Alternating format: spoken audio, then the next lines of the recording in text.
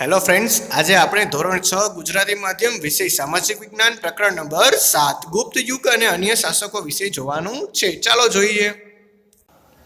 ઈસવીસનની 3જી સદીમાં મગધમાં પ્રભાવશાળી ગુપ્ત વંશની સત્તા સ્થપાઈ. ગુપ્ત વંશે ભારતમાં રાજકીય એકતા, શાંતિ અને સુરક્ષા સ્થાપી. તેનાથી અપૂર્વ સમૃદ્ધિ આવી. આથી ગુપ્ત યુગને ભારતનો સુવર્ણ યુગ કહેવામાં આવે છે.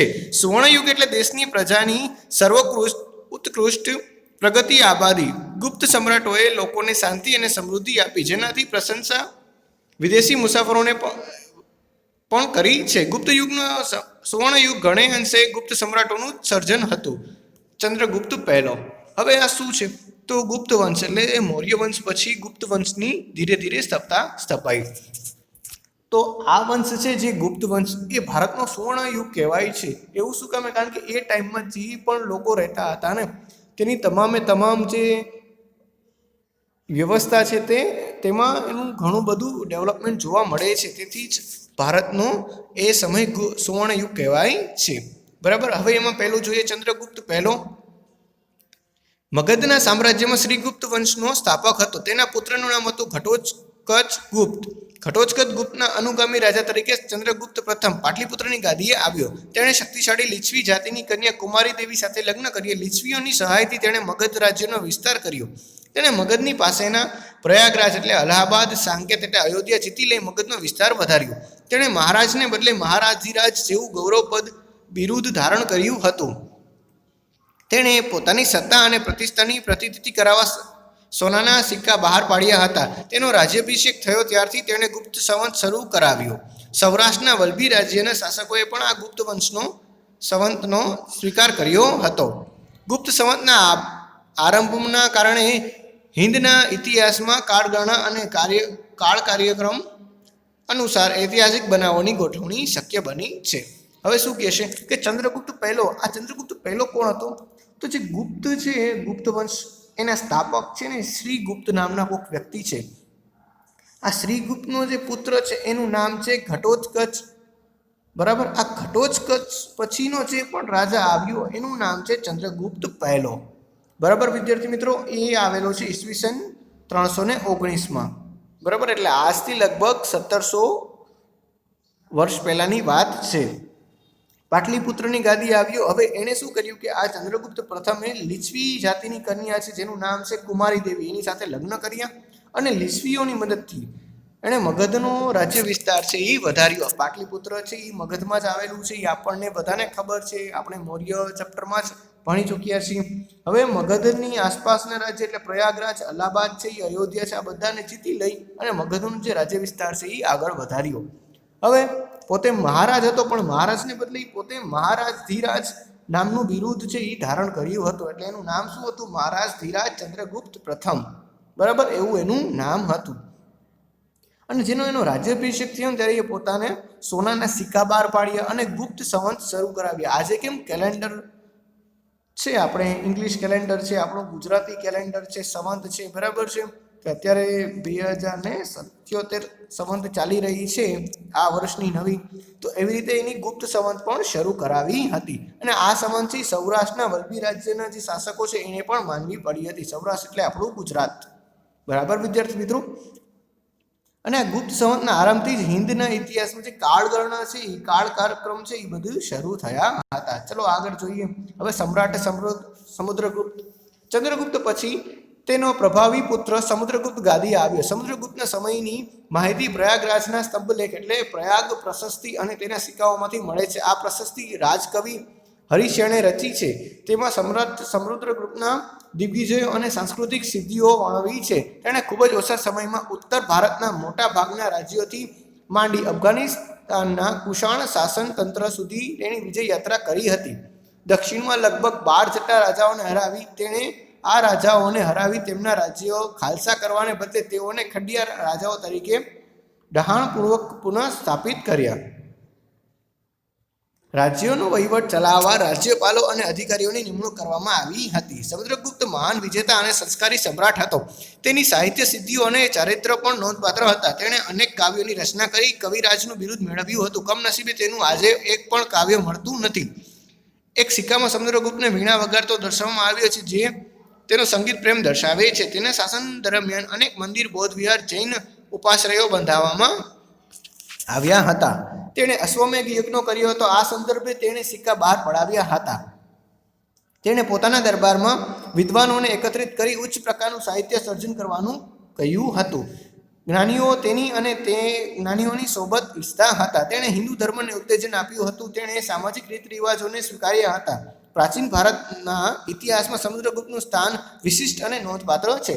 સમુદ્રગુપ્ત સામ્રાજ્યની મહત્તાનો તે સર્જક હતો. હવે આ સમુદ્રગુપ્ત કોણ છે વિદ્યાર્થી મિત્રો? તો ચંદ્રગુપ્ત છે ને એના પછીનો અને તેનો જ પુત્ર ચંદ્રગુપ્ત પ્રથમ આપણે જોયું મહારાજ ધીરાજ ચંદ્રગુપ્ત, એના પછી તેનો પુત્ર સમુદ્રગુપ્ત બરાબર છે પ્રતાપી અને શક્તિશાળી રાજા તરીકે ઉભરી આવ્યો છે.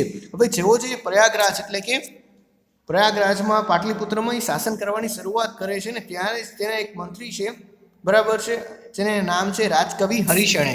હરિશણે શું કર્યું છે? પ્રયાગરાજમાં એક સ્તંભ ઊભો કરાવ્યો છે જેને પ્રયાગ પ્રશસ્તિ કહે છે. અને સિક્કાઓ પણ આપણે ઘણા પ્રમાણમાં મળી રહે છે કે આ સમુદ્રગુપ્તની માહિતી મળી રહે છે. તેનાથી સમુદ્રગુપ્તના દિગ્વિજયો અને સાંસ્કૃતિક સિદ્ધિઓ પણ એમાં ભણાવી છે. અને ઓછા સમયમાં ઉત્તર ભારતના રાજ્યથી માંડીને અફઘાનિસ્તાનના કુશાણ સુધી એનું તંત્ર છે એની વિજય યાત્રા છે એ નોંધાવી હતી. વિચાર કરો વિદ્યાર્થી મિત્રો કે અહીં બિહાર છે, અહીં આપણું પાટલીપુત્ર છે, ત્યાંથી લઈને અફઘાનિસ્તાન સુધીની આખી વિજય યાત્રા છે એ સમુદ્રગુપ્તે એકલાએ જ શરૂ કરી હતી. સાથે સાથે દક્ષિણમાં આપણે જોઈએ તો આ આપણું પાટલીપુત્ર છે ને દક્ષિણ અહીંયા નીચે આવેલું છે. તો તેના 12 રાજાઓને હરાવી દીધા. પણ એનું રાજ્ય છે એ ખાલસા કરવાને બદલે એ શું કર્યું કે રાજાઓને ખંડિયા રાજા બનાવ્યા. મતલબ કે દર વર્ષે છે આ બધા રાજાઓ છે એ એક નક્કી કરેલી અમાઉન્ટ છે એ સમુદ્રગુપ્તને આપશે બરાબર છે, ચૂકવશે. અને સમુદ્રગુપ્ત છે એ કોઈ સામાન્ય માત્ર એક રાજા જ નહોતો પણ એક કવિરાજ પણ હતું. તેને અનેક કાવ્યનું સર્જન પણ કર્યું હતું. તેથી તેને કવિરાજનું બિરુદ પણ આપવામાં આવ્યું હતું. પરંતુ તેને કોઈ કાવ્ય હજી સુધી મળ્યા નથી.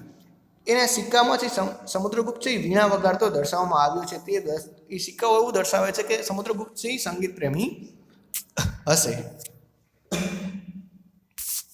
અને એના સમયમાં હિન્દુ ધર્મનું જે પાલન પોષણ છે ખૂબ વ્યાપક પ્રમાણમાં થયું હતું. જ્ઞાનીઓ છે તેની સોબત ઈચ્છતા હતા અને તે જ્ઞાનીઓની સોબત ઈચ્છતા હતા એવું હતું. જો એના સિક્કાઓમાં દર્શાવેલું છે કે સમુદ્રગુપ્ત છે વીણા વગાડતો દર્શાવવામાં આવ્યો છે બરાબર છે. જોઈએ હવે સમ્રાટ ચંદ્રગુપ્ત બીજો જેને વિક્રમાદિત્ય કહેવાય છે. સમુદ્રગુપ્તનું અવસાન થયું તેના સ્થાને ચંદ્રગુપ્ત બીજો ગાદી ઉપર આવ્યો. તેણે પિતાએ વારસામાં આપેલા વિશાળ સામ્રાજ્યને સફળતાપૂર્વક સાચવ્યું. એટલું જ નહીં પણ કેટલાક વિજયો મેળવી સામ્રાજ્યનો વિસ્તાર વધાર્યો. ચંદ્રગુપ્ત બીજો ગુપ્ત વંશનો સૌથી પ્રભાવશાળી શાસક હતો. તેના સામ્રાજ્યની સરહદો શક સુધી વિસ્તરેલી હતી. તેણે ગુજરાત પર હુમલો કરી ક્ષત્રપ વંશના રાજ્યનો અંત આણ્યો. આ વિજયની યાદમાં શાકાહારી બિરુદ ધારણ કર્યું. તે વિક્રમાદિત્ય પણ કહેવાયો. તેણે 300 વર્ષથી પગદંડો જમાવી બેઠેલા ક્ષત્રપોને હાંકી કાઢ્યા માટે શક્તિશાળી રાજ્યો સાથે લગ્ન સંબંધો બાંધી તેમની મદદથી પોતાનું સૈન્ય બળ વધાર્યું. લગ્ન સંબંધો તેને પોતાના સામ્રાજ્યના વિસ્તાર અને દુશ્મનોને માત કરવામાં ખૂબ ઉપયોગી થયા. તેણે જીતેલો નવો પ્રદેશ ઘણો જ અગત્યનો હતો. ગુજરાત અને સૌરાષ્ટ્રના સમૃદ્ધ પ્રદેશો ભૂગુ કચ્છ એટલે ભરૂચ અને સ્તંભતીર્થ એટલે કે ખંભાતના જીગતા બંદરો ગુપ્ત સામ્રાજ્યને મળ્યા. પરિણામે રાજ્યનો દરિયાઈ વેપાર ખૂબ વધ્યો અને ગુપ્ત સામ્રાજ્ય રાજાને અકૂટ સંપત્તિના માલિક બન્યા. હવે આ આપણે જોવાનું છે ચંદ્રગુપ્ત બીજા વિશે. તો ચંદ્રગુપ્ત બીજો એટલે સમુદ્રગુપ્તનો પુત્ર બરાબર છે. સમુદ્રગુપ્તના પછી ચંદ્રગુપ્ત બીજો આવ્યો. યાદ રાખજો વિદ્યાર્થી મિત્રો, આપણે ક્રમશઃ યાદ રાખવાનું છે. પહેલા છે શ્રીગુપ્ત, પછી છે ઘટોત્કચ, પછી છે ચંદ્રગુપ્ત પહેલો, પછી છે સમુદ્રગુપ્ત પછી આવશે ચંદ્રગુપ્ત બીજો. આ રીતની આપણે સિરીઝ આખી યાદ રાખવાની છે. તો આ રીતે શું થાય છે કે હવે ચંદ્રગુપ્ત બીજો આવ્યો છે. તેણે પોતાના પિતા તરફથી જે વારસામાં રાજ્ય મળ્યું છે તેને સાચવ્યું જ નહીં પરંતુ તેને આગળ પણ વધાર્યું.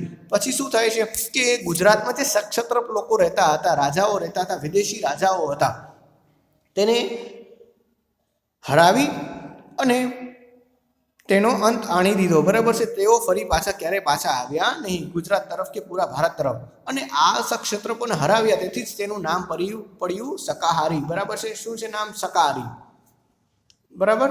અને તે વિક્રમાદિત્ય પણ કહેવાય છે. અને વિક્રમાદિત્યના જ નામ ઉપરથી વિક્રમ સંવત પણ શરૂ કરી હતી તેણે.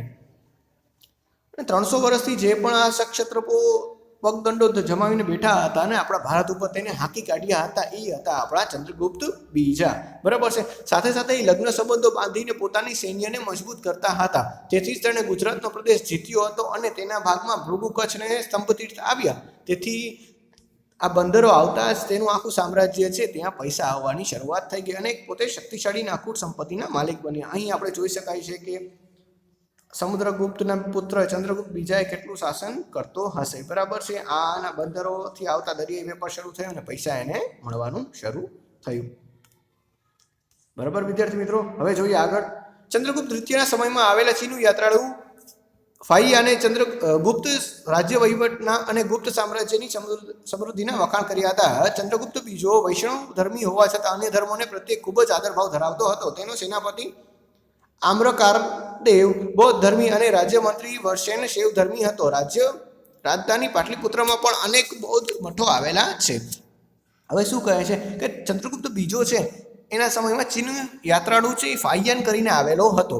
હા, પરંતુ એને સમૃદ્ધિના બહુ વખાણ કર્યા છે કે ચંદ્રગુપ્ત પાસે વિશાળ સમૃદ્ધિ હતી, ખૂબ જ સમૃદ્ધિ હતી. ચંદ્રગુપ્ત પોતે વૈષ્ણવ ધર્મી હતો, પરંતુ બીજા ધર્મ પ્રત્યે આદર રાખતો હતો. એ આપણે કઈ રીતે કહી શકીએ? કારણ કે એનો સેનાપતિ છે આક્રમણકારદેવ, બરાબર છે, એ બૌદ્ધ ધર્મી હતો અને એનો રાજ્યમંત્રી છે એ વર્ષેન હતો, એ શૈવ ધર્મી હતો.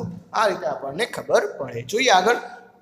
તેના શાસનકાળ દરમિયાન મેળવેલી સંસ્કૃતિ સિદ્ધિઓને કારણે જ ગુપ્ત યુગ સુવર્ણ યુગ બની ગયો છે. એના સમયમાં જે સાંસ્કૃતિક સિદ્ધિઓ મળી છે ને તેથી જ આપણે ગુપ્ત યુગને સુવર્ણ યુગ કહીએ છીએ. તે વિદ્વાન અને કવિઓનો આશ્રય દાતા હતો. એટલે વિદ્વાન હોય અને કોઈ કવિ હોય તો એને આશ્રય પણ આપતો હતો. સંસ્કૃત ભાષાના મહાન કવિ અને નાટ્ય લેખ કાલિદાસ તેના જ રાજકવિ હતા. હવે કોઈ એમ પૂછે કે કાલિદાસ છે, આપણે કાલિદાસના ઘણા બધા દોહાઓ હિન્દીમાં ભણીએ છીએ, તો કાલિદાસને પણ આશ્રય આપણા ચંદ્રગુપ્ત બીજાએ જ આપેલો હતો. એના સિવાય છે ધન્વંતરી એના રાજવેદ હતા. બરાબર છે. સાથે સાથે જોઈએ તો વૈજ્ઞાનિક વરાહમીર હતા, વેતાલ ભટ્ટ હતા, અમરકોશના રચયિતા અમરસિંહ જેવા રત્નોથી આખો દરબારથી સુશોભિત હતો. બરાબર છે. આ બધાના નામ આપણે ખાસ યાદ રાખવાના છે.